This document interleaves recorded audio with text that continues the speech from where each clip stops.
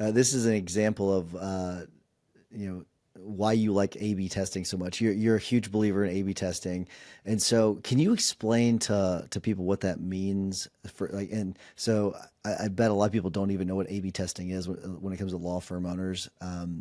Some of you do, I'm sure, but I bet a big chunk doesn't know what A/B testing is.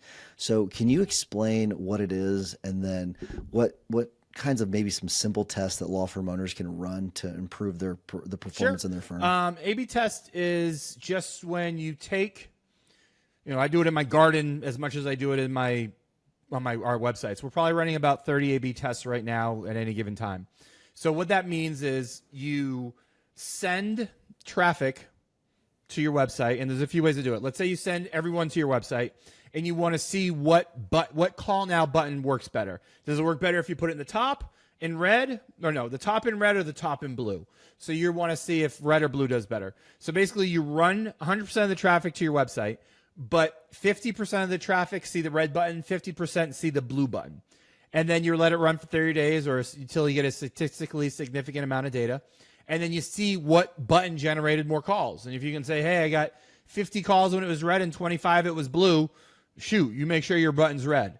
So in the same way you can test red versus blue, you can also test different other things. So like we have a lot of firms that were testing, do I get better results when I drive PPC traffic to my homepage, or do I get it when I drive it to my landing page? The first test we ever did was, do I get more leads when I have chat on or when I have chat off? So we ran the bunch of those for our firms, but nowadays pretty much all law firms know chat is on 98% of the top 500 law firms in the country. So now it's less about chat or no chat. It's more about, does this chat company does better, or does that chat company does better? So oftentimes when we go live, if a firm gets a lot of traffic and they're not convinced that human can beat a bot, we'll say, all right, let's do a split test. We'll give it to you for free for 30 days. Try it, and then after 30 days, you tell us who got you more leads. So we do those all the time. We're running them right now, probably about 30 or so. And basically, we just give it to them for free and say, don't make a decision based on your gut. Make a decision based on based on the data, and you pick the winner after the 30-day free trial. That's pretty cool. Have you seen any testing where it shows that a chat that pops up is more effective, or one that stays down? It gives them the option of clicking on it, like the size of it, the colors, like anything like that? So there's a million different iterations. So we've tried all of them, and we started with one thing, and then we iterated. Long story short, you can get, the more aggressive you are with the chat pop, the better you'll do. But it comes at a caveat. So what we do is, if you be too aggressive, Google won't like it. So one of our competitors, I won't say who, on mobile when you pop up, it takes up about 50 to 60% of the screen. And it's like, well, okay, yeah, it's good for chat, but that's horrible user experience, and it decreases the amount of phone calls you get. So if you run an A/B split, an A/B test against anyone, never just track, if you're doing it against chat, never just track the amount of chat leads you get.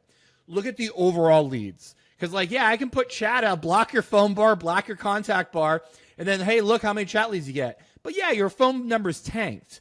So don't look at the chat alone. If you're looking at leads, look at total leads. So you want, and that's true for anything. So make sure you take the holistic approach when you're doing an A/B test. So if you're looking at leads, you're looking at how many total leads you got. So it should never just be about just chat or just red versus blue, but look at the whole picture when you're doing an A/B split test.